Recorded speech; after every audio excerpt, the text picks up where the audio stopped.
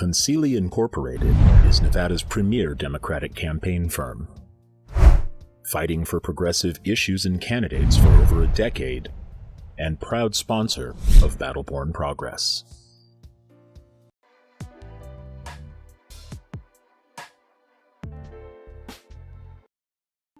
One APIA Nevada is a grassroots nonprofit organization that advocates for policies empowering everyday Asian Pacific Islander Nevadans. Nevada is home to a growing APIA community, accounting for 1 in 10 voters. We are One APIA Nevada.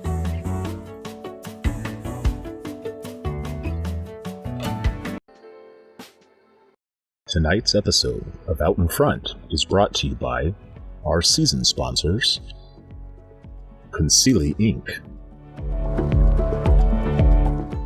Nevada State Education Association, One APIA Nevada, Silver State Voices, and Stefan and Marta Schmidt. As well as our episode sponsors, Save Lives Nevada and Washoe Education Association.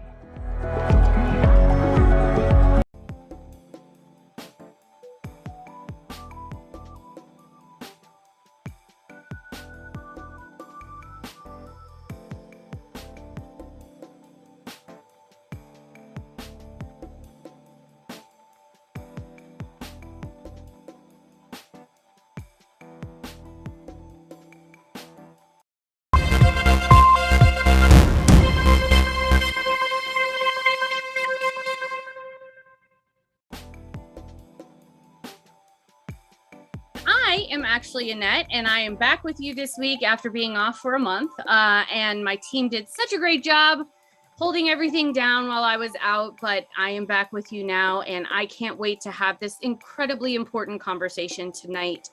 As you all know, school starts next week for many Nevada children, and we have been seeing just horrific things happening all across the state with racism in our schools.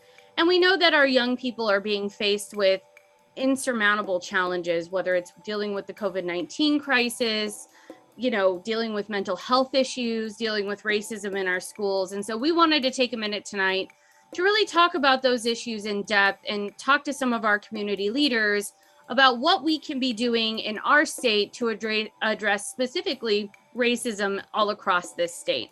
So we'll be joined tonight by some incredible women. It's a panel of all women tonight, and I'm very excited about that. So I want to introduce our first guest, Assemblywoman Brittney Miller, one of my very dear friends, somebody I look up to, who is a teacher in the Clark County School District, but is also a lawmaker. And Assemblywoman Miller, I know you're getting ready to go back to school. You spent all day today in the classroom preparing your classroom. You were telling me how exhausting it was. My mom's been preparing all week as well. What is it like getting ready to go back to school, still with kind of all of the unknowns out there with the Delta variant and all of, I have to imagine that our teachers and our faculty are a little bit concerned. Thank you, Annette. First, I want to say thank you so much for having me, and hello to all of my friends here on the panel that will also be participating this hour. For your question, Annette, when it comes to how is everyone feeling, I think from what I've seen is, yes, there are concerns about COVID and the new Delta variant, but ultimately people are just excited and, just excited to be back in the building, back in with the students, have the students back. I mean, and so the plan is we're all just going to wear our mask and teach and make it as fun and exciting as it can be.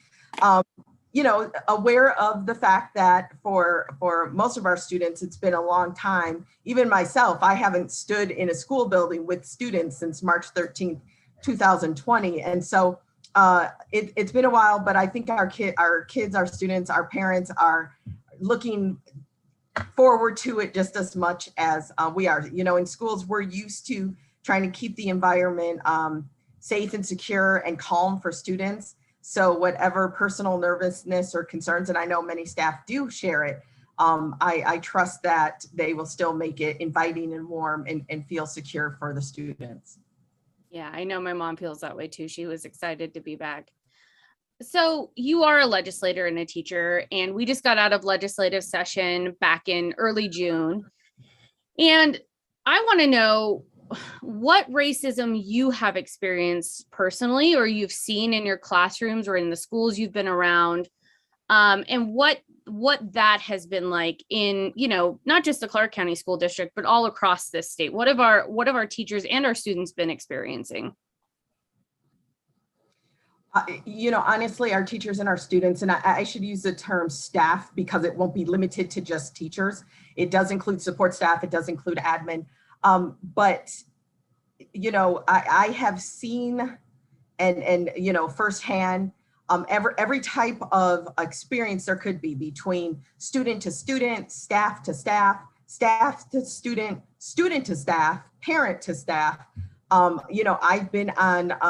I've been a victim of it multiple times from in the school district, from other staff members and from students as well. So I don't know if you're asking for specific scenarios. No, but I mean, I think during session, and we're going to get to your bill in a second, there was some testimonies that many young people, were able to give during your bill that we're going to talk about in a second. And I do think this is a more rampant problem than people understand. And I think that's what I'm trying to get at is this is happening every single day all across the state. And, it is a more rampant problem than people think it is.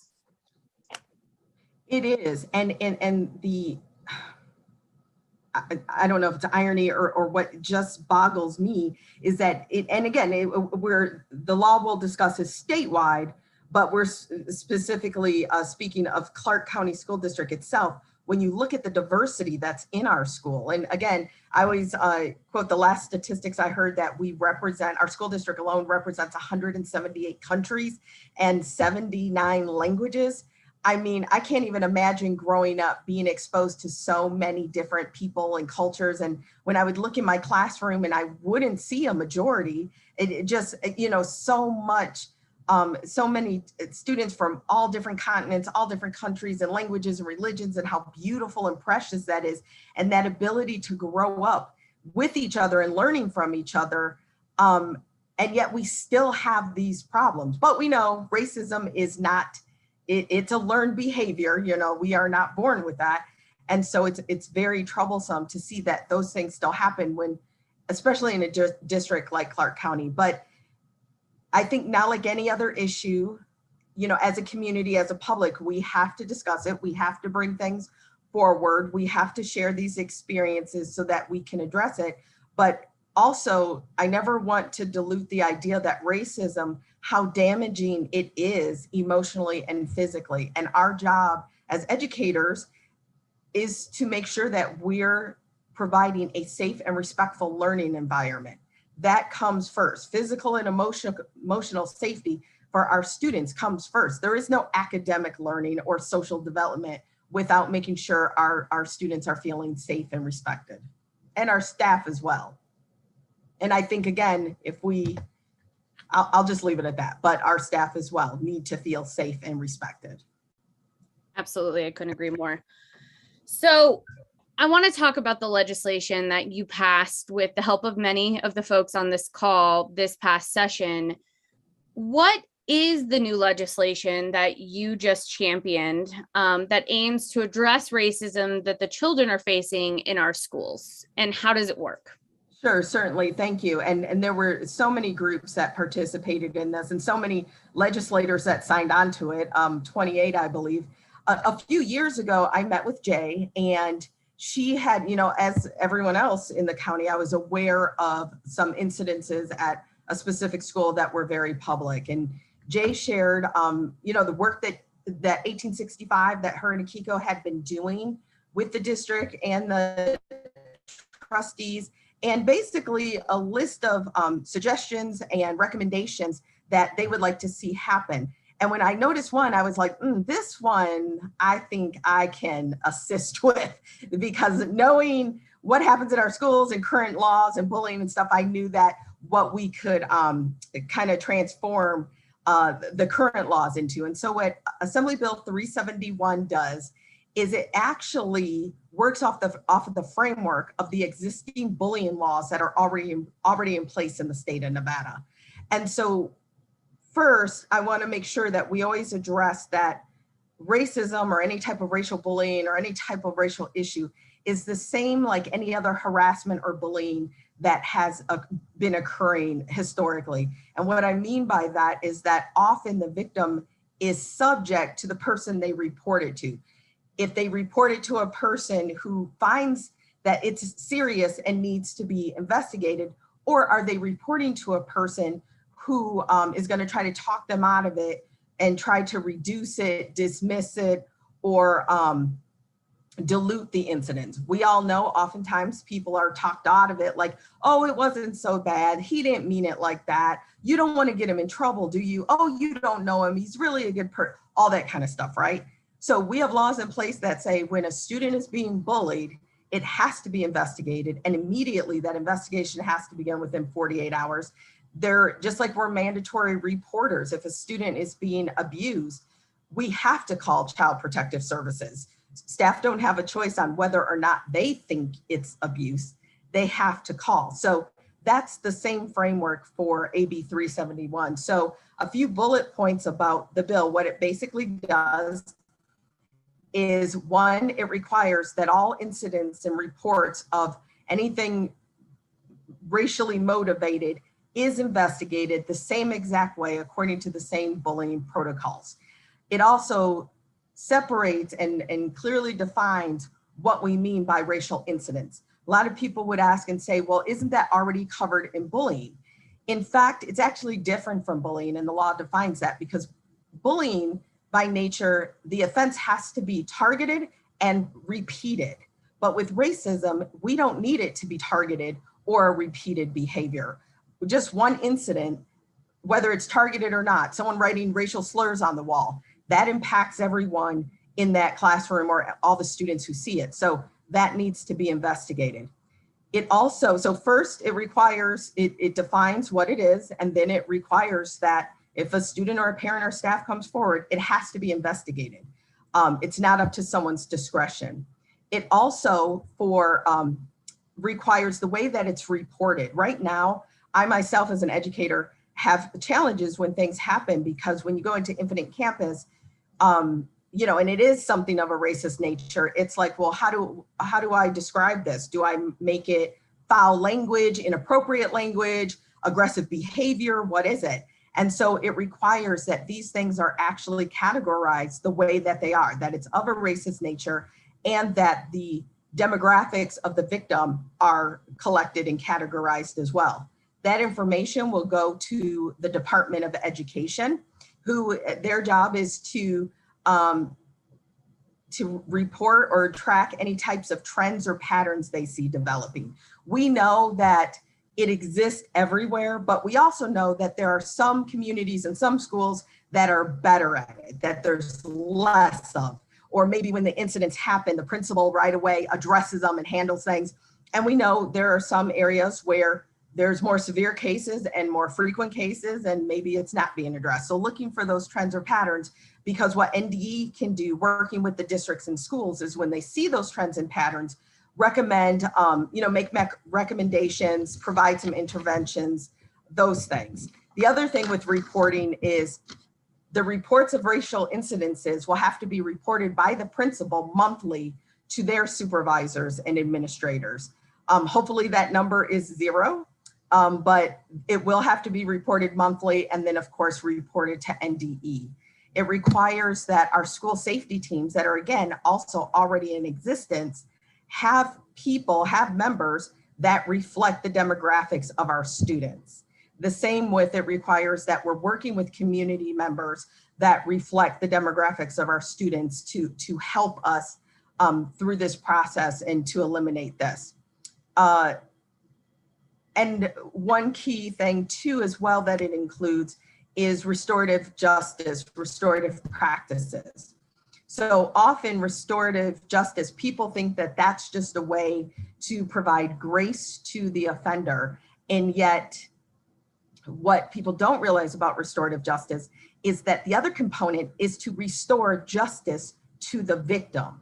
And so we know that this is a perfect opportunity to for the offender to learn better, to learn that, just how hurtful and harmful it is, and maybe an opportunity for them to learn, because that's how we get out of racism. It's a learned behavior, and then it needs to become an unlearned behavior, but also to restore justice for the victim. And the first point with any victimization is to know that when you've reported it, that you've been heard, you've been taken seriously, and that an investigation begins. So pretty much that's the bill in a nutshell. Thank you for that, Assemblywoman. We do have a couple questions rolling in. I'm getting some text messages and we got some in the chat. So we'll get to those in a second, friends. Okay. So my next question is, what needs to happen now for this important legislation to actually be implemented? Because that's always the question. We go up to legislative session, we do all this great work, we go testify on these bills, we supported your bill. But now we need to implement it to make sure we're protecting our young people and make sure that these things are being actually put into place. And this isn't just for Clark County. I want to be very clear with the viewers. This is for the entire state. I don't care if you live in a rural community or Southern Nevada, Northern Nevada, this will apply to your school district. So what do we need to do to implement this correctly? And what can our viewers at home do to ensure that racism isn't happening in their schools and this bill is starting to apply? Right. And first I want to say, we can't outlaw racism. I would love to, but, we've outlawed murder and, it still occurs. So what we can do is deter it and let people know that it's not something that will be accepted in our school community. And so if you do participate in this, there will be consequences. And often that is what changes and deters behavior in certain people. But the first thing that needs to do is there needs to be district training for our staff. Right now, and as a school employee, I see the things that are trained. And usually we come back and there's a lot of focus and things being addressed of new laws that have changed or new procedures and policies. But the first thing is our staff need to be made aware of this law. Again, and here's the beauty of this bill. The staff is already familiar and accustomed and practicing these bullying protocols. So now it's pretty easy to streamline and infuse this part of it and let them know that this is just one more facet of it, but also to protect the staff, because the last thing we would want is any staff member in the state to get in trouble because they just simply weren't aware of the law. And with that, I would also think that our schools, in all the schools in our state, we have different committees and things like that. And we need to make sure that either in our different behavior or discipline committees, or community or parental outreach committees, or school safety teams, that there is a focus for this, so that we know that our staff are aware. But also, I think too, we need to, and it's very difficult, but we need to make sure that we're hiring the absolute best people with the absolute best intentions. There's been a lot of focus on people that are recruited to be police officers, and the training and recruitment that needs to be there to make sure that we have the best people protecting us and preserving the laws. But it's also the same with our educators, because it's absolutely the same that we still have students' physical and emotional safety in our hands as well. Absolutely. And what should Nevada, I mean, this is a loaded question, I think, but there's a lot of places where Nevada needs to do better. What should Nevada be doing better to address racism in our schools? And I'm not even just talking now K through 12, right? I'm talking about even daycare centers or, higher education and those institutions. What can we be doing to better address racism in our schools at all levels and protect our students and also our faculty as well?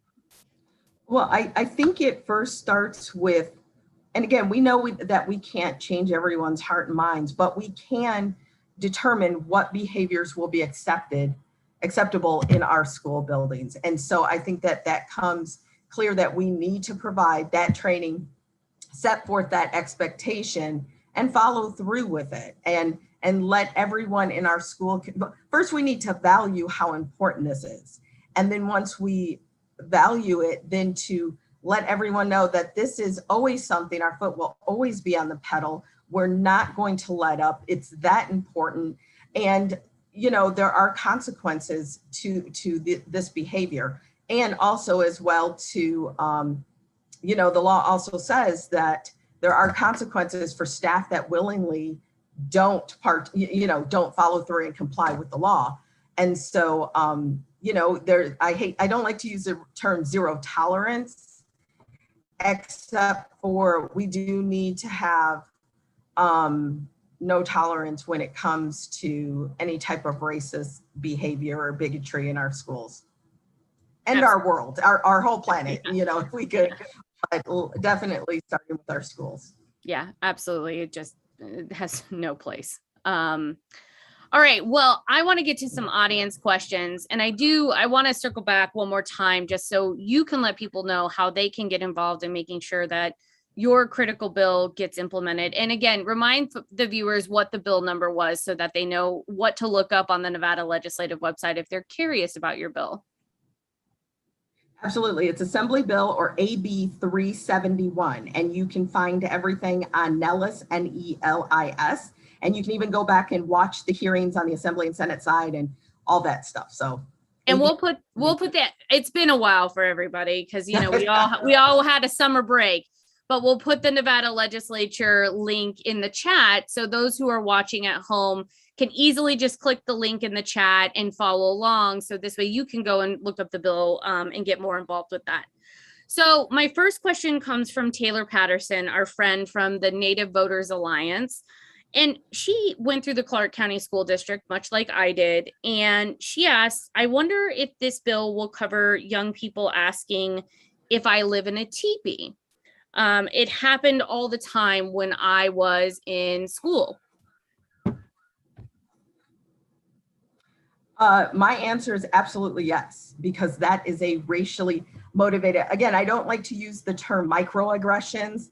I feel like that was a label used on what people decided weren't major racial offenses, but those are the types of things that we live with on a daily basis. Again, racism is not just burning a cross on someone's lawn. It's those types of things. And we know that that's racially motivated. And it's not a true question about culture or community, because I'm curious and I want to understand. That type of question is there to hurt and to offend and belittle and to lessen someone. So absolutely, I would tell a student, you need to go report it. Again, this law is because as adults, we all know the first things we ask a kid when they say something happened is, did you report it? Did you tell a teacher? Did you tell someone? And even with my own students, there was a lot of things they were sharing happened in their elementary school last year. And, I asked the class, I said, well, did you report it to the teacher? Did you report it? And they'd say, yes, Ms. Miller, we did. But, my teacher said, don't worry about it. Just let it go back and play. And so absolutely, a question like that is hurtful and offensive and should be reported and should be investigated. Absolutely. Okay, our next question is, do you think there will be pushback, or was there pushback during the legislature on this bill from the districts or parents as it gets implemented? When we were going through the process, there actually wasn't any pushback. And so there wasn't any pushback from parents. And here's what I'll say, because actually there was some pushback. But what I'll say is you can go back and you can watch the hearings and you can see that there wasn't any opposition. And but there was a lot of support. There was a lot of students, a lot of community groups, a lot of support. And again, I love that question came because again, when we're talking about racism, we're talking about all of our different races and colors and religions and cultures. And so it's not just specific for one, it's for all of us. So, but no, I feel it's one of those things that those that had pushed back or wanted to push back, they just didn't come out publicly and say it. And that was probably a good idea on that too. Yeah. Make racists afraid again. That's my whole goal in life at this point. So my next question, and this will be the last one for you tonight, and then we'll remind people how to get involved. You know, what are resources for parents and students, and do schools provide that? Where can we find resources to talk to our young people about racism, or if they're experiencing racism in schools, what resources exist, you know, for parents or for young people to address these things in their schools? I think that's a great question. Again, some schools do a great job at it. Some schools are much better than others. When you're dealing with the 5th largest school district in the country, and when you're dealing with, you know, the entire state of Nevada, obviously every school is going to be different. But some schools have resources. Some schools, I would suggest going to the counseling office. Often you'll find those types of resources there. Their job is to provide resources to families and students, and also again, making students and families feel safe. If someone is experiencing this right now, obviously the number one resource is the staff at the school, and to make sure that it's reported and discussed. And sometimes students need to actually have counseling over it, or more visits with the counselor over it to discuss it.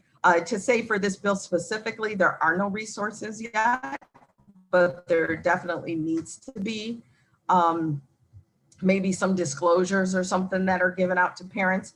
But yes, I would say counselors, and also some teachers have taken it upon themselves to, you know, be that safe place where, you know, when a kid asks a question, that they also are aware of all the resources that's available at the school as well.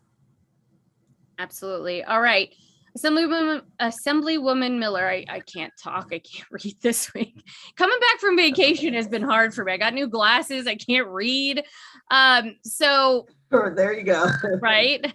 So how do people get involved with this, and how do parents and young people who are interested either in getting involved with the legislative process or even just showing up to their local school board meetings, how do they get involved and make their voices heard? I think that's important. And even though you said that this is actually another question after the last question, but I'll just briefly say that it is important for parents to be at those school board meetings. You know, pretty soon, all the schools in Nevada will be having elections for SOT, for the school organizational teams. And depending on the size of the school, there's a certain ratio that has to be of parents.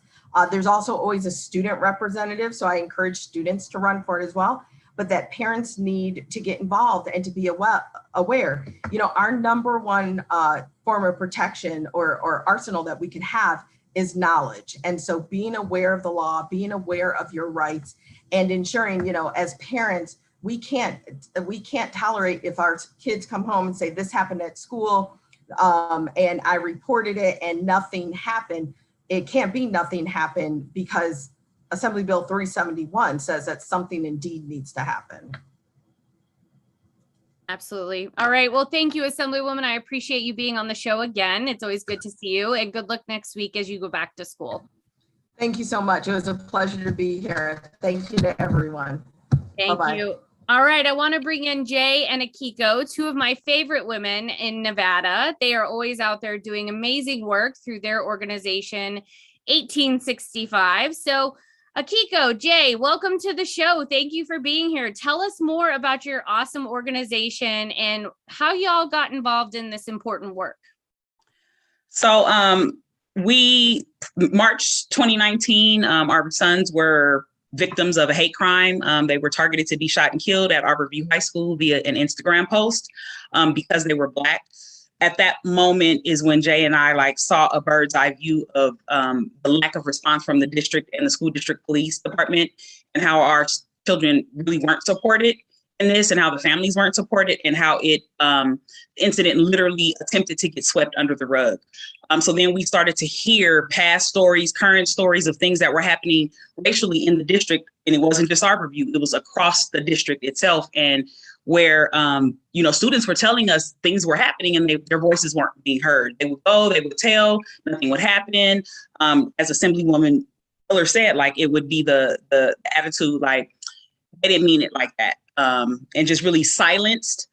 So then Jay and I started to see, just from our, being impacted people and just from our incident, how different things could have been done differently as far as how it was responded to us, but the things were not in place.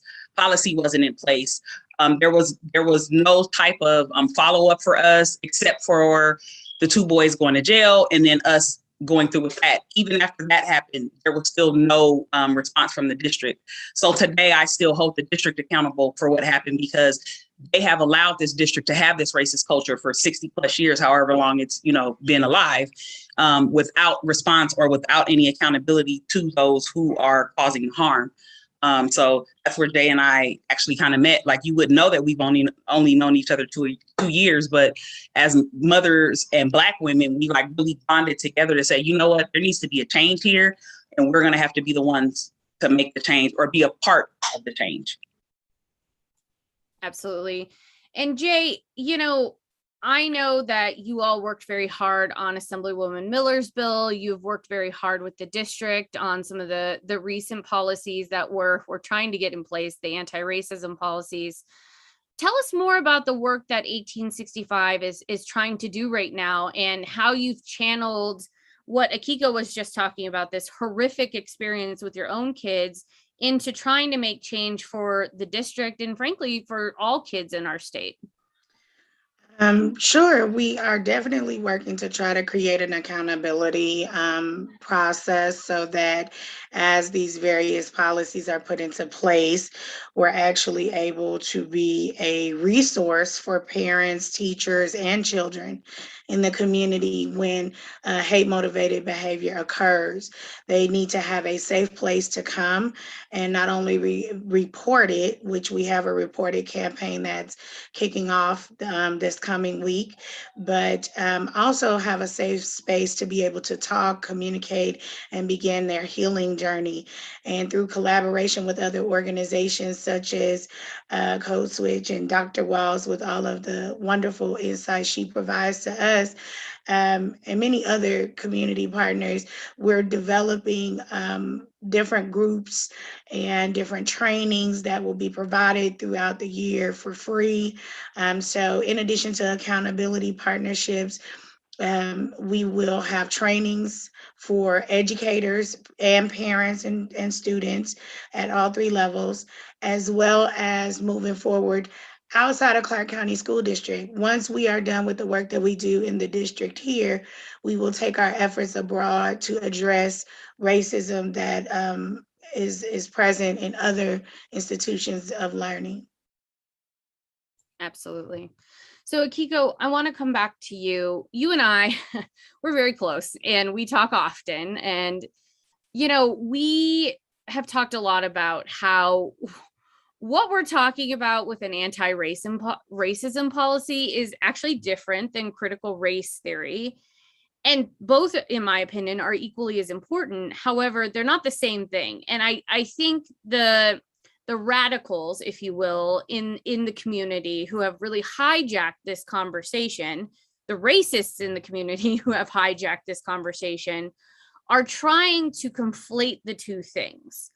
And why is that dangerous? And I think it's really important to explain to our viewers the difference between what an anti-racism policy is versus what is critical race theory, and the difference between the two. So, and it's funny when you asked Assemblywoman Brittney Miller if there was any pushback. They couldn't give pushback because they were so focused on CRT. So they weren't paying attention to this whole bill that was being passed in front of them. Their anger stopped them from seeing, the anger and the hate that lives with them stopped them from seeing this whole discrimination policy that is getting ready to be passed in the whole district, in the whole state, that you will hold you and your children accountable for being racist. You were so focused on CRT, a theory that's not even taught here, that you couldn't see that there was a whole bill that is actually going to hold you more accountable than CRT or the anti-racism policy. I think that a lack of understanding of words is happening here, because if you look at curriculum and you look at, law, you look at policy, they're three very different things. They are not hearing what it actually is, because they are. So what Jay and I have found out is those opposed to CRT think that 1865 is trying to mask CRT in the anti-racism policy. And I had to tell one of them, and I generally don't, respond online, but I had to tell one of them, anyone who knows 1865, we are very, very vocal and very transparent about the work that we do. We don't have to mask anything inside of anywhere.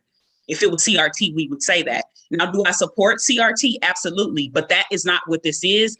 And Jay and I made a decision to stand firm on not allowing CRT to take away from the anti-racism policy or AB 371 and the work that is being done on it, because that is what happens when we go to these school board meetings and we're, met with all this aggression and this hate. We have to stick to our guns as far as staying focused on why we are there. And CRT is not why we are there yet. I like the yet part, because that's exactly right. I mean, eventually, yes, we should be teaching that. Young people need to know this information. I would love to have known that information, but also this is completely different. So Jay, what is an anti-racism policy? What policy are you trying to put in place at the Clark County School District? Explain it in detail now that we know it's not critical race theory, and we're very clear with the antis of what, I don't know what they're anti, but we're very clear with the antis, what it is and what it isn't. Explain what you all are trying to do at the school district. Simply put, we are establishing a standard of conduct, and we are developing intolerance through policy. Okay. What we are doing is saying, if you are hateful, you cannot act upon that hate while on any campus in Clark County School District. You cannot act upon that hate from student to student, teacher to student, student to teacher, staff among staff, period. So we took it a step further, because as we began to receive our complaints, and incidents that weren't being adequately responded to, we noticed that there was a gap, right? And the whole goal was to bridge the gap and make sure that the teachers were protected just as well as the students. And so there's a lot of educators who are afraid to come forward about things that happen to them. And we serve as a voice and a level of protection for them. So this policy is doing that. It's saying, hey, if you have an incident that occurs, first of all, it is not going to be tolerated. Second of all, this is what will happen. And it gives a play-by-play for an administrator on how to handle the matter, from who gets contacted, when they get contacted, how much time they have to involve external resources, and reporting. The reporting is something that's mandatory. And what a lot of people do not know is 1865 sent this same list of demands to the school district prior to sending them to Assemblywoman Miller's office. I had to testify 2 times before legislation in order to be heard and them to understand what happened. So it's not anything new. The district had an opportunity to implement these things. They did not. And so the law came first, and now the policy is coming behind it. And the law is the framework for the policy. It's very simple. I know that there's a lot of conversation and rhetoric in the community about what it is. It's simply an operational guide on how matters of hate-based behavior will be addressed in schools.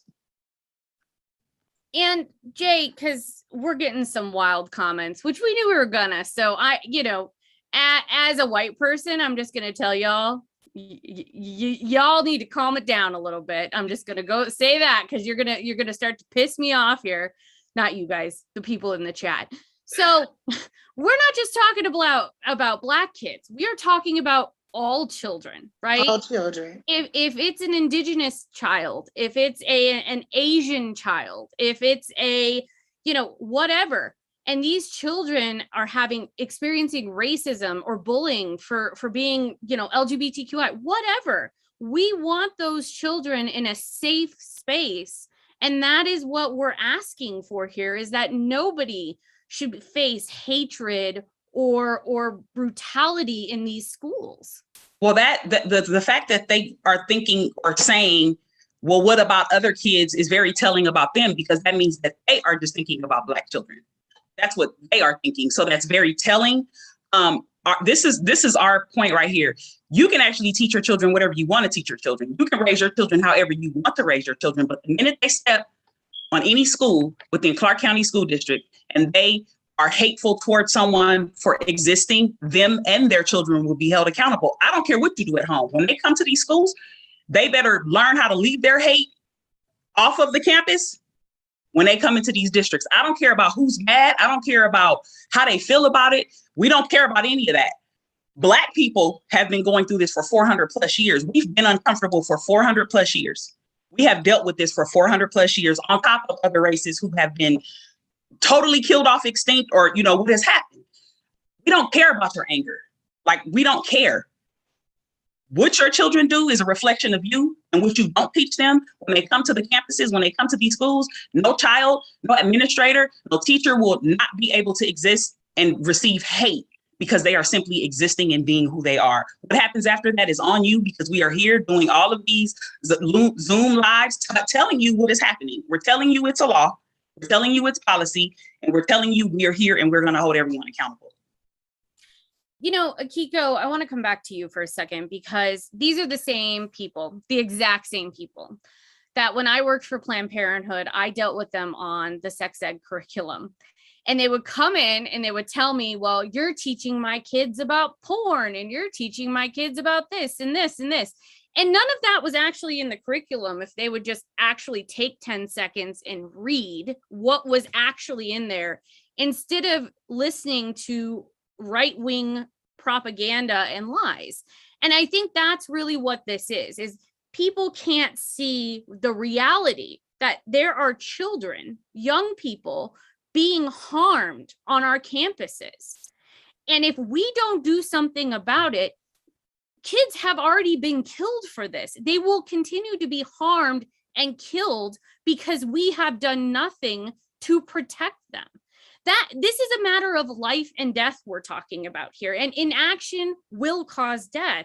And so I just don't understand how these same, anti-sex ed people, the same anti-mask people are now anti-racism or pro-racism, I guess. I just don't understand how this all kind of comes up with this disinformation, because that's really what it is. It's a disinformation campaign. Well, they're fine. So this year or this month is CRT and masks and vaccines. It'll be something next month. They find something to be mad about, something, and these are the same people who say racism doesn't exist while we sat in a school board meeting being called the N-word by those very same people that say racism doesn't exist in the school district. And I think it's comical when white people say racism doesn't exist as if they've experienced it before. No, you didn't. So it's frustrating, but in this whole fight, our children are being left out of the equation as far as how it's impacting them. This whole fight that's happening with CRT and masks and vaccines and whatever, our children are being left out. If you don't want to wear a mask, don't send your child to school. If you don't want your child, which they're not being taught CRT, if they go to college, they might be. It depends. I don't know. But everything that is happening here it's very telling. And they don't like the direction that it's going. And that is a personal problem, because the policy has already been passed. The community task force has already been picked. The law is a law. If y'all would have been paying attention through legislation and not worried about CRT, you would have saw the bill being passed through, and you will be held accountable. So I don't care how mad you get. Start to, let your kids know, or when you go to school, you can't say that. We'll just leave that at home. Because if I can get to their kids, it will I will totally change or attempt to change what their life looks like. Because racism is child abuse as well. While they talk about masks or child abuse, teaching your child racism is child abuse. Yeah. How about instead of worrying about what we are and aren't teaching in the Clark County School District, you just teach your kids not to be a racist? That'd be real helpful. Jay, I want to come back to you because me and Akiko could scream all day. And you are our we were talking earlier, you ground us. You're a Cancer and we're Sagittarii, and we just get all fired up about things and start screaming. You're like my husband. You're calm and cool and collected. So what needs to be done? These policies are moving forward, as Akiko just said.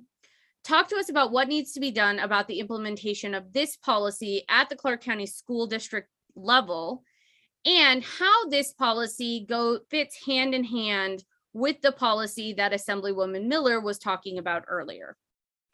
So the first part is what needs to be done is there has to be a series of training on how the policy has to be adhered to from the administrators on down, right? And there has to be some paraprofessional training. In person, in person, not virtually, in person. Okay, sorry. In person, that teaches the teachers exactly the language and what it says, number one, and the administrators on how to hold individuals accountable and how to maintain a positive school culture in a safe learning environment. That's what has to happen first. And then secondly, we have to make sure that they are also educated on the crisis response model for hate motivated behavior, which we actually created in collaboration with the district, and it was implemented in February of last year. So they have to understand the difference between the two. They have to understand the intricate interworkings of it. And then they have to maintain a relationship and build relationships at the community level. Community input was a requirement of the policy build out. And that is why the various work sessions and things like that were had, and community input, and the task force was even created so that the voice is not lost of students, parents, and children in the community. We also need to ensure that the reporting and accountability is there. We have weekly meetings with the district in reference to the progress that needs to be made from a reportability standpoint and how that information is actually interpreted. So, okay, yeah, now you have a system, that's built out with certain, key points and data sets to be able to capture incidents when they are entered into the system. But what are we going to do with that information? And that's where the accountability team comes into play. That's where the we demanded that the reports and the results be made public, because people need to understand what type of schools they're putting their children in. So those are some great places to start. That was in our demands that went to the district, and they so far have been working very diligently to adhere to those. That's great news. And if they don't adhere to those, Jay, how do we hold them accountable? Because that is going to be a part of this process. Is we are going to hold the district's feet to the fire. And I don't just mean 1865, Battleborn Progress, all of the progressive groups who, have y'all's back all the time.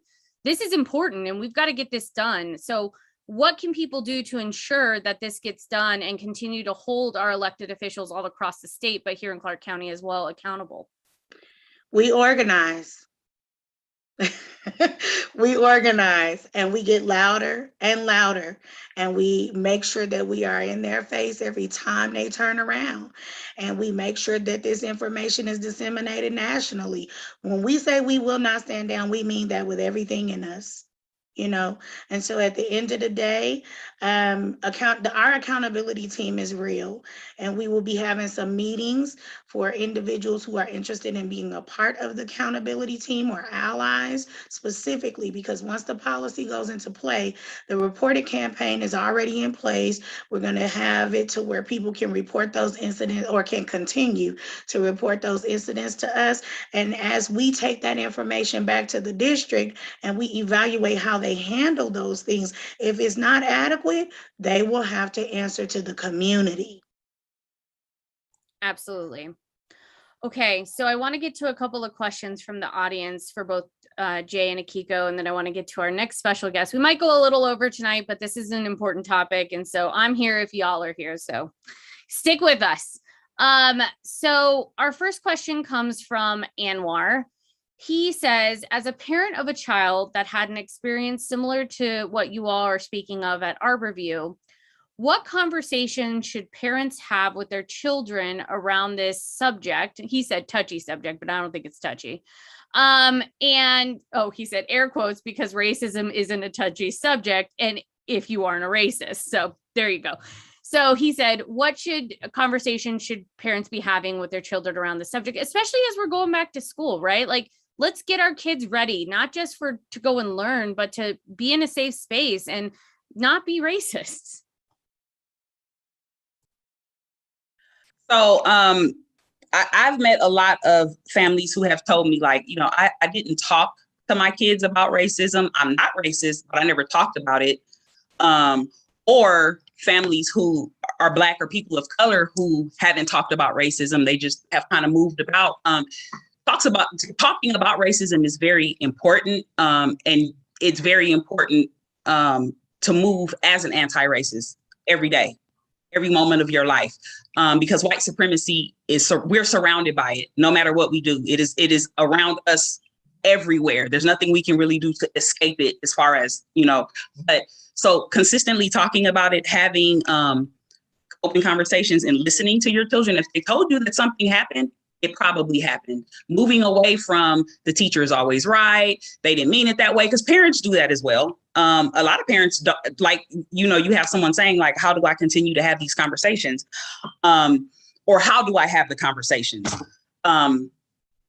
Empowering your student to know that if something was said to them, or they were, something happened, a hate-based behavior or hate-motivated behavior happened, that you will listen to them.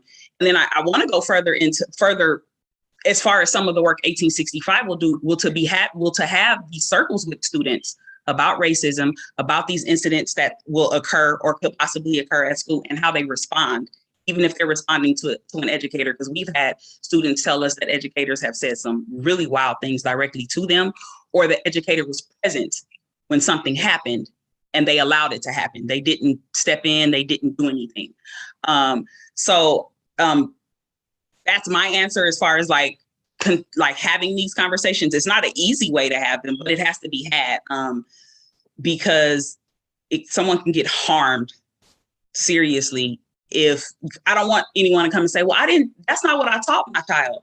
Okay, but now your child is sitting in the feds because they were online making racial threats. The FBI didn't show up at their door because you didn't talk to them about how wrong racism is. And, and then there's a morality thing with that too. But absolutely.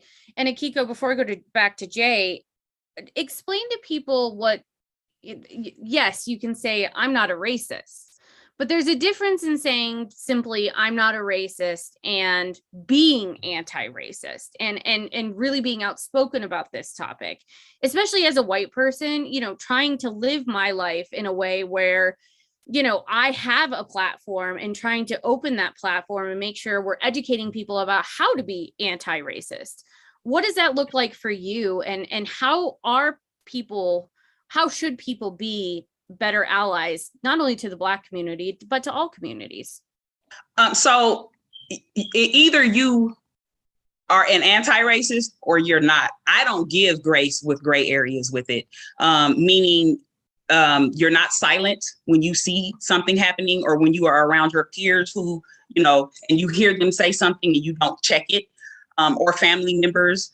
You and I have had conversations where you like, I just have to cut this whole family member off because I'm not with it, Akiko, it's not just one family member. It's 15. But I'm like, it's moving in that direction. And I'm not gonna say, I know it might be hard because I don't feel that. It ain't hard, just do it. Walking every day in a space of being against racism, against, you are against it, you are vocal about it, you are standing in it, you are advocating for people when you see them under attack from it, like you are living that truth. You're not just saying, well, I don't feel like that, and not acting like it. You can say one thing and you can move a whole nother way. Being respectful of BIPOC spaces, not trying to represent or speak up for us, and not trying to have a seat at the table about discussions that impact us. Stay in your lane. Let us talk about what resolve is for us. If we need you, we'll call on you. And don't get offended when that's said. Don't get offended when someone says, yo, chill out, like, we're not talking to you. This has nothing to do with you. Don't get offended. Understand that we mean that. White people have made decisions for us for years, and they have not turned out well. So it's okay for us to make our own decisions. We don't need anyone to give us permission to do it. And understand and don't take it personal, because it's not about you. It has nothing to do with you. It has to do everything with us and how we walk this walk and how we have to navigate through this country as a Black person or a person of color. Absolutely. Jay, I want to come back to you. So the next question says, does this new policy, whether it's Assemblywoman Miller's policy or the one that you all are working on, does this policy cover transportation to and from Clark County School District campuses and events? Yes, it does. It absolutely does. And I want people to understand that Assemblywoman Miller's bill is the foundation of our policy. They're not separate. They're separate as in one's a law, one's a policy, but they are one and the same. It is the foundation. We work to help build that foundation, and now we are seeing it through with the second level, which is the operational guidance for the district, okay? So I don't want people to delineate between the two. One is a law, one is a policy, but they are very much so conjoined.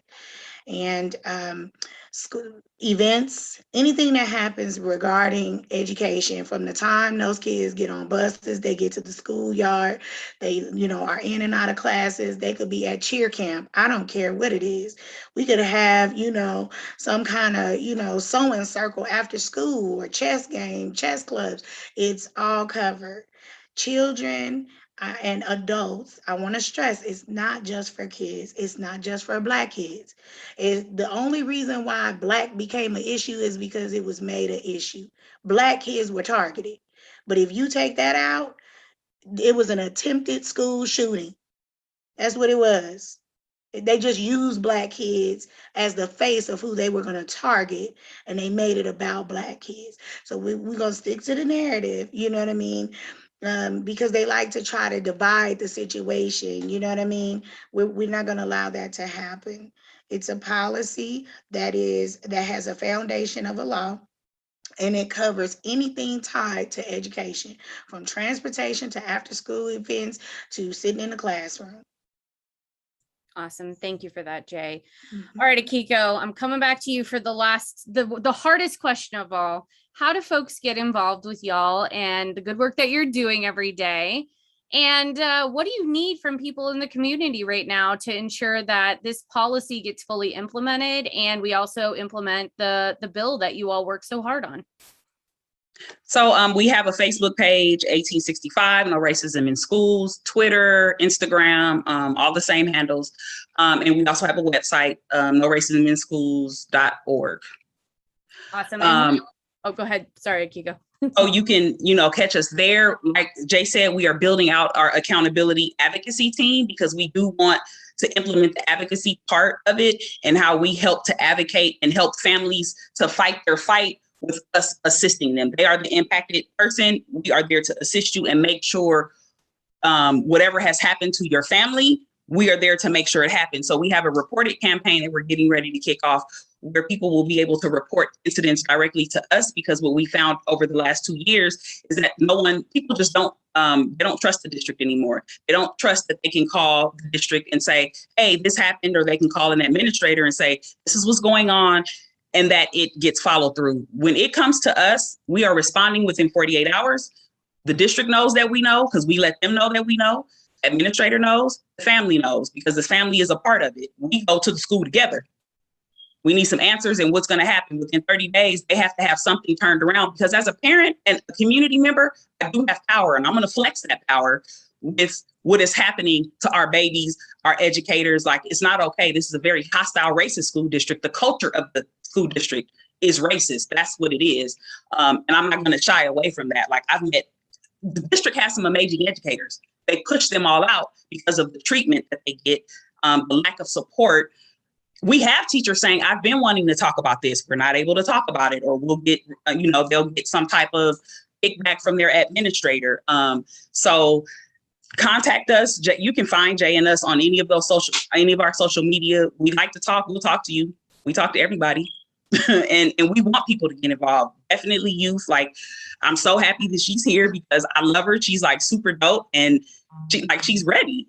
Our leader, our teacher that's here, Naika, she's like, she's ready to go and involving the youth, because we're having all these conversations about these kids without them being a part of the conversation. They're being totally left out of decisions that are being made for them. And I'm not okay with that. Like, we have to empower them and put them to the front of all of these conversations, and have their back and let them lead with it. Absolutely. Well, we will put your Facebook, Twitter, all of that good stuff in the chat. Akiko and Jay, thank you so much for being here. You all can stick around. Okay. One thing I did want to tell Akiko, because I haven't told you yet, because I was saving it for today, we are giving you our Activist of the Year award at our celebration. So I wanted to say that on this show because we love you so much. And Jay, we love you too, in 1865 and everything y'all do. But Akiko, you are near and dear to my heart, and you've become like a sister to me. And so I wanted to tell you that live on our show this Thank you. I'm going to cry. Okay. Get me off camera. Well, we will bring in Dr. Walls and Naika. So Dr. Walls, welcome. Naika, welcome. Naika, you are a student in Clark County. That's what Akiko was talking about just a second ago. We are so thrilled to have both of you tonight. Dr. Walls was talking about how Naika is our teacher and is sharing her knowledge with all of us because she's living this every day at ATEC. So Naika, tell us about your work with Code Switch and tell us, for those who don't know, what that term means and what the work you all are doing is. Okay, so basically Code Switch is an organization that is for young Black girls or girls of color and gives us the platform and opportunity to create change in our own communities. The term Code Switch, which is the name of Code Switch, it's basically what people of color like me, we have to do in other environments. Like if I'm surrounded by a group of white people, I would change my voice because usually I would sound like this, but around white people, I would make it a little higher. Talk a little like this, smile a little more, talk with my hands maybe to make other people feel comfortable. Because a lot of times I'm looked at as a angry Black woman or someone who has a little too much anger in her, or something's wrong with me if I talk too fast or too loud or something like that. So I would code switch so that I would make other people around me comfortable so that I can survive in an environment that usually wasn't made for me or I'm not allowed to be a part of. But code switch allows us to make our own environments. And no, even if someone isn't comfortable with us being around, Code Switch allows me to learn that I don't care. I want people to open these spaces to me. And if they don't, I will open it for myself. So the work that I do in Code Switch, I'm a youth justice fellow or a youth leader. Right now, I'm basically focused on my passion project with Code Switch allows all their youth leaders to have. It's basically a project that we focus on for the entire time that we are in Code Switch. My passion project is a mentorship program called Rose from Concrete. Basically, right now I'm still establishing it, creating it, doing the curriculum and things. It will be launched very soon. But what this mentorship program, or what I wanted to do, is to mentor young girls of color and give them mentors that are youth like me. So young high school girls of color will mentor younger girls of color to show them, give them, teach them self-love, teach them career pathways, teach them how to love themselves and give themselves their own opportunities, give themselves their own seat at the table, not care about what other people have to say to them, but what they have to say about themselves. And Rose from Concrete also focuses on showing these young girls that even though society tries to push us down, we still have a future.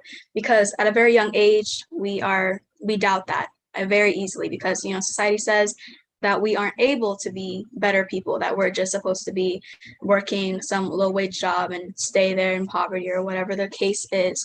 But I want to show these young girls that no matter what, they do have a future and they can build their own future, their own career, their own pathways, no matter what. That is basically what Rose from Concrete focuses on. There are other girls in Code Switch that have other amazing passion projects themselves.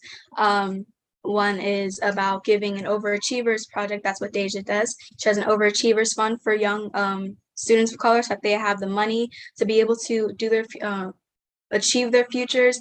Another one of our leaders, Danae, works to change the legal side of policing to make it more fair for everyone and non-discriminatory. But overall, that's basically what we do in Code Switch. We do a lot more than that, actually. We host workshops for other people in our community so they can learn how to open their spaces to us, how they can be help our community, help young Black girls, help young girls of color. We basically do everything that we can to help our community and help young Black girls like me and other Black girls be able to be safe and comfortable and be leaders and advocates that we will always strive to be. So y'all are basically young super sheroes is all I hear. So you get your that's one way to say it. Yeah. Go fly around and save the world. That's what you're gonna do. So that's awesome. So talk to me, you go to school here in the Clark County School District. Yes. Talk to me about the things that you see every single day, whether it's a virtual class. I know you're going back to school next week. You're a senior at ATech. First of all, tell us what you're studying because it's kind of amazing.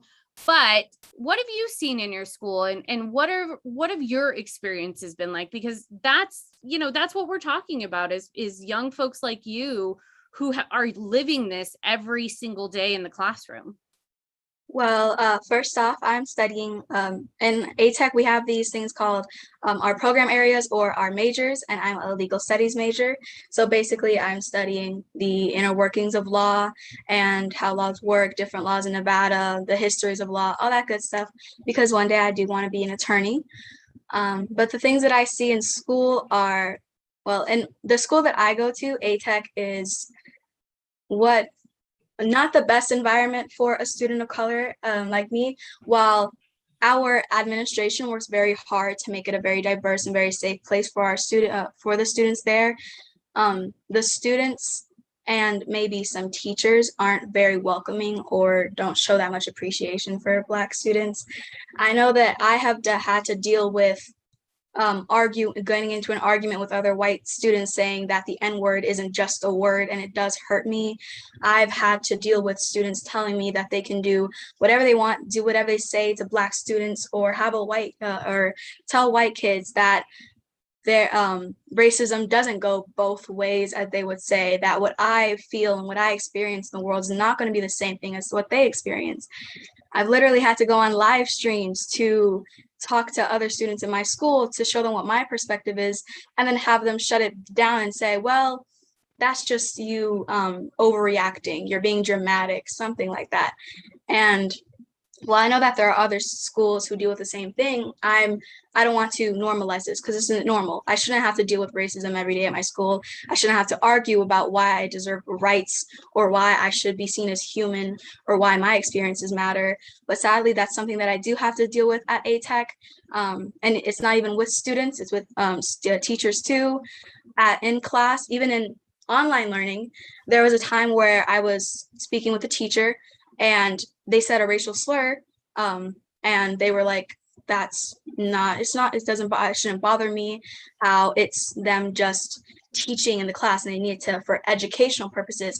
And I had to literally stand up in class, or not stand up in class because I was online, but had to go in front of everyone and literally fight with this teacher and say, no, this isn't educational.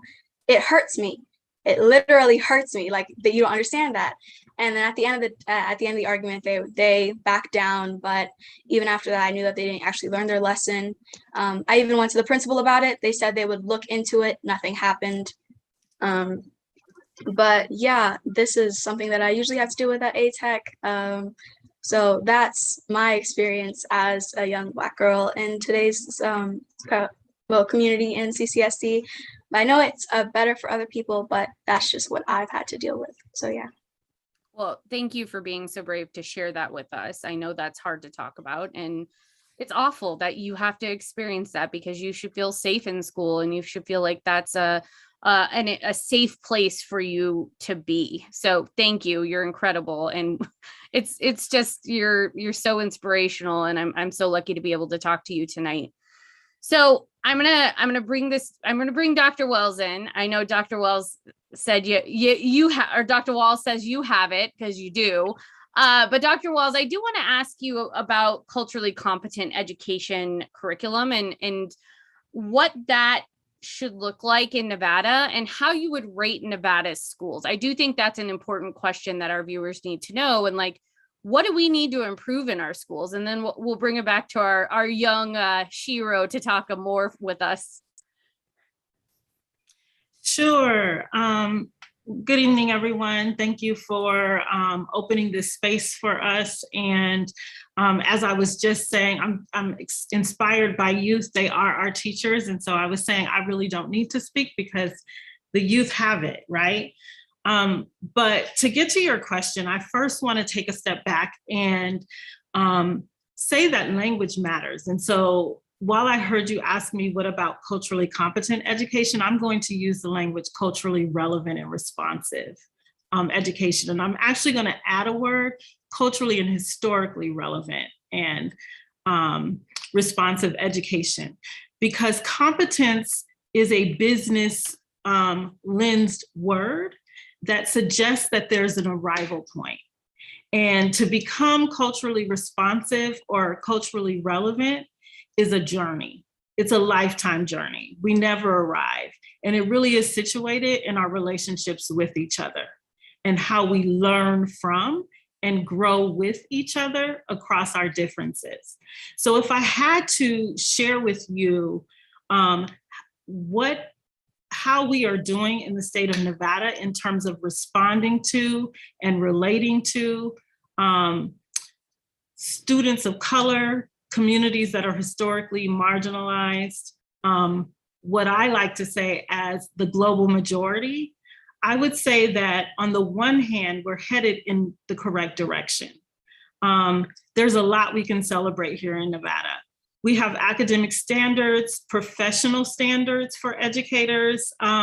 We have solid legislation, thanks to folks like No Racism 1865, that really holds up the value in creating educators and creating school cultures that are responsive to the needs of all of our students and that are situated in a anti-racist lens, right?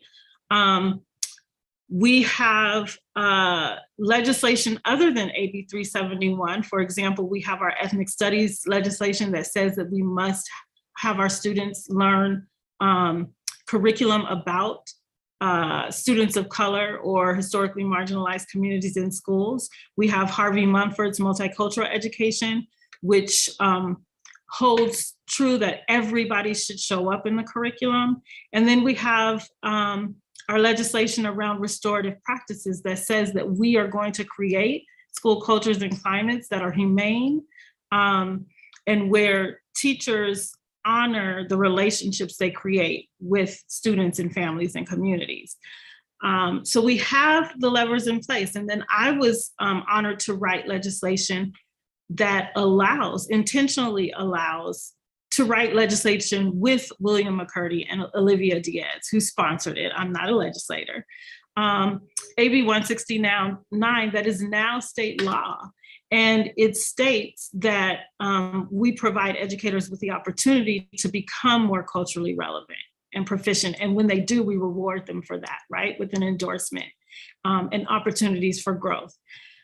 So it's all there, just like we just heard with AB 371. No tolerance around racism in our schools, no hate, directed at any one individual. And let's really unpack anti-Black racism and how it shows up in schools. However, it's up to us to hold district schools and educators accountable and responsible for that work. And it is work. We have a long way to go in developing culturally responsive educators, as you just heard from one of our youth leaders. And if you listen to our youth across the Valley from very diverse backgrounds, those who are situated in identities that are historically excluded, right, and subject to discrimination, you will know that their teachers are not responsive, some of them, that administrators are not culturally relevant and responsive to their teachers as well, are not cultivating school climates and cultures that are racially equitable. And so the question becomes, what do we do? Well, first, let's talk about what it means to be culturally relevant. Culturally relevant educators are culturally humble. They decenter themselves. They intentionally unpack and address bias, including racial bias. They center, see, and value the lived experiences of the global majority. And I'm using that term intentionally to refer to students who are students of color and usually excluded from conversations like this. They center those who are least served, most excluded, and historically marginalized. And they bring back those truths that have been erased from the school system. Culturally relevant and educators focus on student learning and academic success. They release deficit viewpoints of their students. They don't view their students' condition as a deficit. They embrace what students and families bring to the table, and they hold high standards for their achievement. They develop students' cultural proficiency so that they can also relate to their peers across difference. They are willing to teach ethnic studies and multicultural education. And like you all had the discussion before, they don't just proclaim themselves allies. You can't proclaim yourself an ally. A community has to claim you, right? They are co-conspirators. They are not saying, I'm not racist. They're acting on it every day. They're speaking up, they're speaking out, they're circling up, they're engaging dialogue, they're reading about things they don't know, and most important, they're listening to their colleagues and peers whose voices are often left out without a need to debate or disavow. Culturally relevant practitioners and schools also support students' critical consciousness, even as they're developing their own. So we haven't arrived, we have a growth mindset. I am a Black woman in this world. I know what it means to experience racism from that lens, but I have a lot to learn about what it means to be neurodiverse, because I'm not neurodiverse. I have a lot to learn about what it means to be a Latinx person grappling with the immigration to prison, the school to immigration pipeline. I have a lot to learn about so many other things. And so as a culturally relevant educator, I'm developing my critical consciousness. I'm unlearning my bias because I'm facing it head on.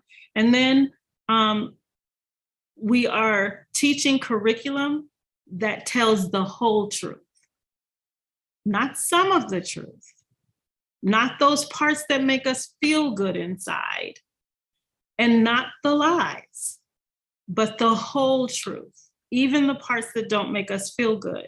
And we tell them from multiple perspectives. We don't just tell them from one lens.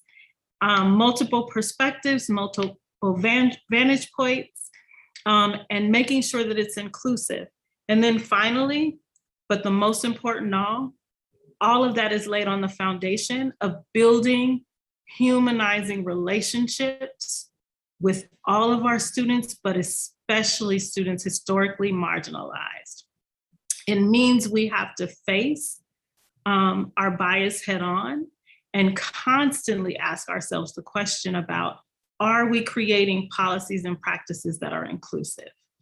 And are we developing relationships so that we're amplifying everyone's voice and experience and not just one voice and experience? And so if I had to grade us on that, I would say we have about a D- F+ right now. And that doesn't mean we give up. We have a lot of work to do, but we have young people who are ready to do that work. We have parents and community organizers who are ready to help us with that work. We have systems of higher education who are ready to help us with that work. And if we all come together with educators who are on the ground in the classrooms every day and provide them with the supports that they need and the resources they need, I have faith that we can do that work. Absolutely. Thank you so much, Doctor. So now you guys, I want to bring you back in for a second based on what Dr. Walls just said, and knowing what you know, you're the expert, you're the one going back to school on Monday.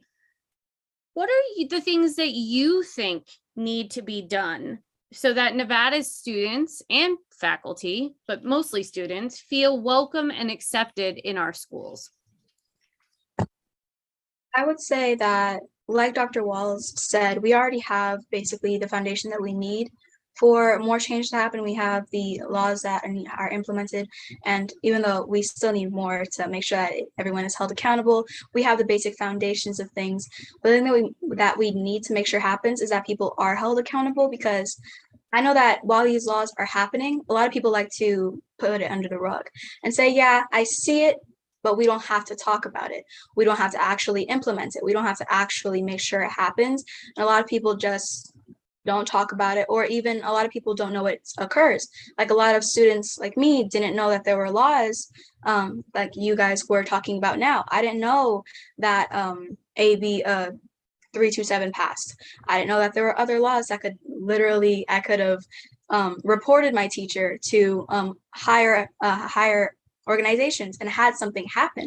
I didn't know that stuff like this existed. So not only do we need more information to be passed around, we need people to be more aware of the foundations and things that we have, but we also need to work to make sure that these foundations that we have are being used, they're being implemented, that no matter what, I won't hear a teacher say, well, I'll talk about it, I'll do something at some point, then nothing happens. We have to make sure that no matter what, if something bad occurs, we combat that. No matter what, if we see a problem, we come with a solution and we implement that solution. I think that a lot of the times, CCSC admin and a lot of students in CCSC, we just like to look the other way. We don't like to actually stare at the problem head on, because when you face a problem, you come with a lot of more consequences. You have to do more work. You have to actually talk to people, say things, do all this stuff. And a lot of people are scared of that. They don't want to stand up. They don't want to be the one kid out of 100 saying all this stuff. And you might be combated at that. A lot of students might say, oh, you're being overdramatic. You're doing too much. Calm down. But no, like that seems really, really scary. But once you do it, once you know that you're doing that work, that you're making that change, it becomes a lot easier. So by pushing this work to happen, by making it more aware, by making people actually deal with the work that needs to be done, then a lot of people will start standing up to what's wrong. We'll start actually doing combating the problems and making solutions. So yeah, I think that people need to actually be held accountable, and that the work needs to actually happen. We can't look away, we can't pass it under rug. And I think that more awareness needs to happen. A lot of people need to know about these laws that are occurring so that we can actually do something with them. Well, that's the perfect segue to my last question. Then we'll go to some audience questions for you both. What can people do to become more educated on this issue at large? And Dr. Walls, I'm going to start with you on that. What can parents do? What can advocates do? I mean, I don't even have kids, but this is something I'm incredibly passionate about. What can we all do in our community to make sure that we're better educated on these issues, but also that we can be good advocates for our young people? Sure. So I'm going to give you a summary statement and then a little more. If I had to just put it in a stream of consciousness words, here's what people can do. They can talk, share their stories, read, listen to each other, engage each other across difference, reflect on and release deficit thinking that we all harbor, strategically and intentionally act. That means make a concerted goal about what change you want to see and act towards it. Tell the truth. stop telling ourselves the narratives and the discourses that we tell ourselves to make it okay for some people to succeed and not others. And then for a little bit more, the first and most important step will be to open oneself up to becoming more educated. Unless we have an open mind, unless we're ready to become more educated, learning will not happen. And becoming more educated means unlearning and releasing a lot of what we've already learned. Whether we like it or not, we live in a society that at its very inception was built on racism. And that's hard for people to admit, say, and hear, but it's true. And so we have to be willing to listen and learn about those things. It means pushing back against the biased perceptions we may have about the other, right? Anyone who's different from us, and intentionally cultivating a growth mindset, understanding that everybody brings strength, right? And that we need to look for that instead of the deficits.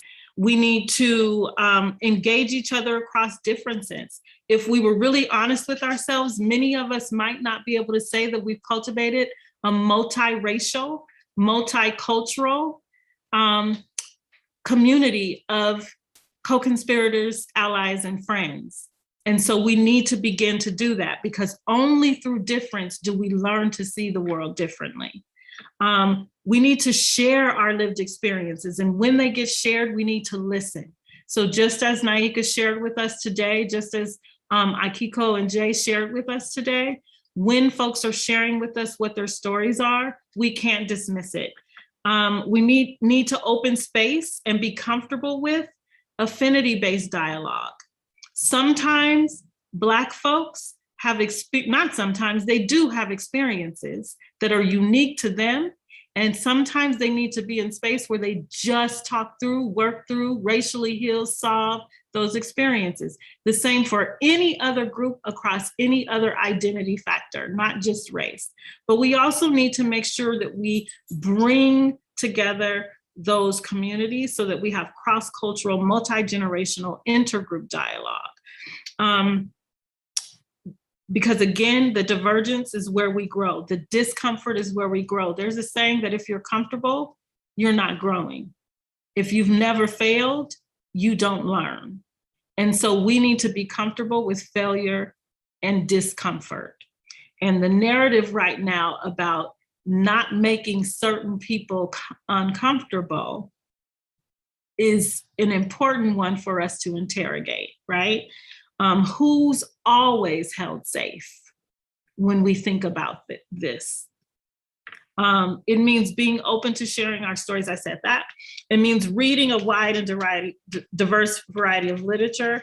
And it means being willing to learn how to talk about those things that make us uncomfortable. So I'm going to end with this, and I'm probably going to start a firestorm. That is, if I can find it. And of course, because I'm looking for it, I can't find it. I wrote it down so I wouldn't forget. So you didn't ask me about CRT. And I don't want to really answer that question, because even asking the question, if I unpack it, presumes that there's something wrong. It gives the impression that there's something wrong with talking about structural and racial inequality, which is what CRT is about, right? And there isn't anything wrong. So I want to make this point first, that we have to ask ourselves, why now? Why when we start to bring up the anti-racist policy? Why when we start to bring up widening our curriculum so that we're telling whole truths and not half truths? Why when we are starting to see a multiracial movement around eradicating structural racism and racism? Why now do we see people screaming and yelling and creating this fury and fire and false narrative around CRT? It's because CRT is a framework that we use to help us understand why racism and racial inequalities exist, not just in individuals, but in the very fabric of our society, including the schools that we teach and learn in. And not only is it a framework to help us understand why it exists and how it shows up, it's a framework to help us understand how to eradicate it. Now think about that for a minute. It's a framework to help us understand how to eradicate racism in our schools, in the very fabric of our society. And we can use that framework as a multiracial coalition.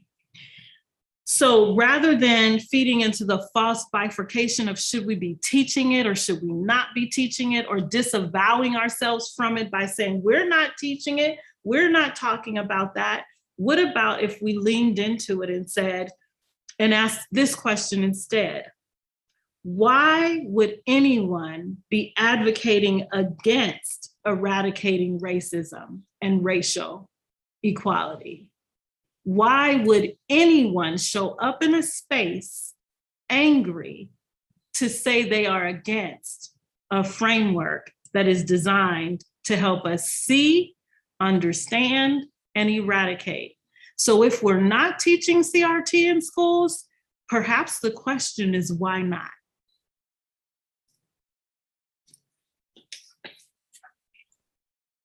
Thank you for that, Doctor. I couldn't agree more. Why not? And I think that's the question we have to keep asking ourselves about how we're doing better and how we're making change in our schools, but not just our schools, our entire community.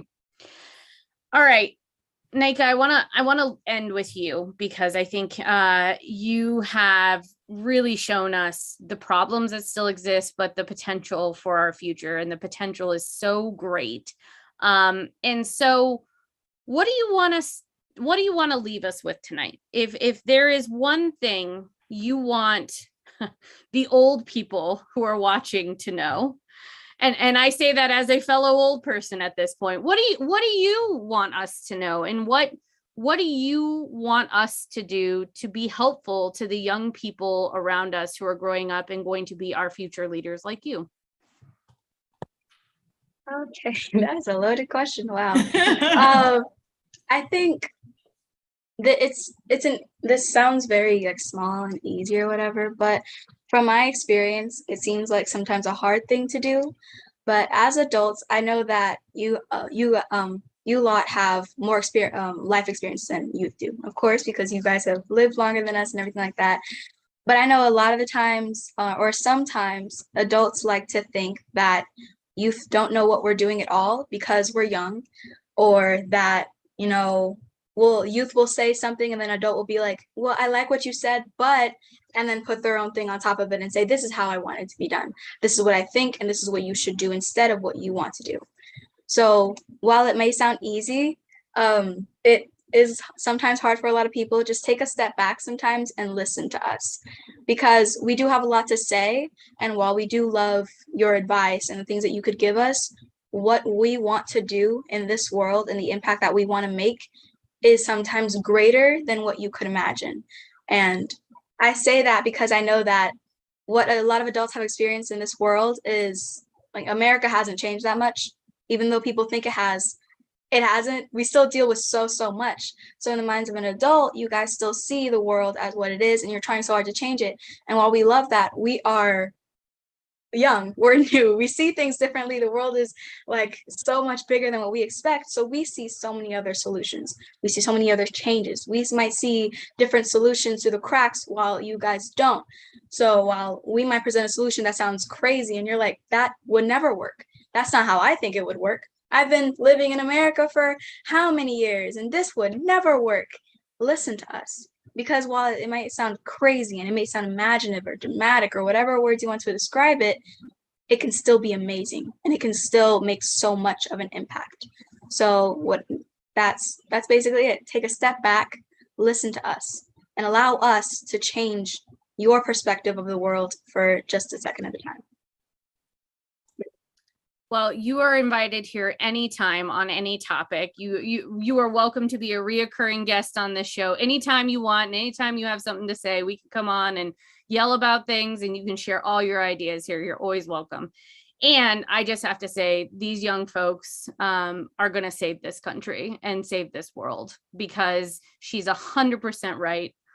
we have old school ways of thinking. These young people, this is the future, and this is what's going to save all of this. So yeah, you want to be our boss? You want to come be ED? Come on, you can take over for me. I'll go work at Target. You can come in. Thank you. Yeah. Right, Dr. Walls? Absolutely. Listen, our motto at Code Switch aspirationally is to be youth-led, and we thought it would take a lot longer. We're about to launch this year with 3 youth-led programs, and they're getting ready to recruit for their first youth advisory council. They're already leading an organization, so let youth lead. Listen to their voices. They know what they're experiencing, and they're ready to show us how to make it right. And I'm glad you actually said that, because there was a question mixed in here, Doctor. Can girls of other BIPOC communities join Code Switch? And are there similar resources for young boys of color as well? Absolutely. So we have centered our work in Black girls simply because Black girls are the only group of girls in the state of Nevada who are disproportionately impacted by exclusionary discipline, over policing, and criminalization. And so because our organization grew out of that focus, that's who we centered our work in. But we are open to building with and for on behalf of all girls of color. So absolutely, you are welcome to join us. We are Code Switch LV on Twitter, TikTok, and Facebook, and Insta. And you also can find us, our website, codeswitchlv.org.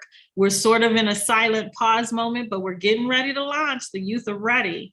And then we're really new. We're a really new organization. This is only our first year. And so there are a lot of community-based organizations out there who are working. We emerged because there wasn't enough focus on girls, but for boys, I know there's a lot. Of course, I can't name any of them now, but I will shout out. So I'm not gonna make folks mad by not shouting out, but there are some, and maybe people can help me out. I know there's Gentlemen's by Choice. Mastering Mindsets. Something sharpening. Sharper than, iron sharpens iron. Iron sharpen irons. Ty's Place over on the north side has a collection of organizations. So there are many, many organizations out there focusing on boys. That was part of the problem. That's where Code Switch comes in. But we do this work together. So let's build together. Absolutely. Well, thank you all for joining us tonight. We will put all of the information for Code Switch LV in the chat so folks can get involved with all of the good work that you all are doing. And I want to thank you both so much for joining us.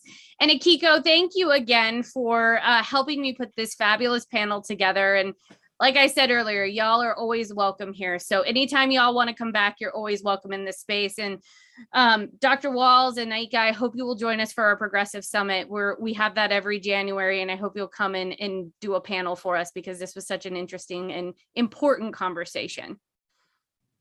I'm definitely looking forward to the Code Switch launch. Like, I'm so excited. Like, I'm ready. I'm like, can I act like I'm in high school? That's right. All right, awesome. Well, thank you everyone for joining us for this important back to school conversation tonight. I want to challenge, especially all of the white folks who are watching tonight. You need to really educate yourself on this issue. That is why we did this tonight. We want to help educate you on this. There are so many resources out there. Like Dr. Wall says, we can educate ourselves. We can read. There's this wonderful thing called Google. You can Google things.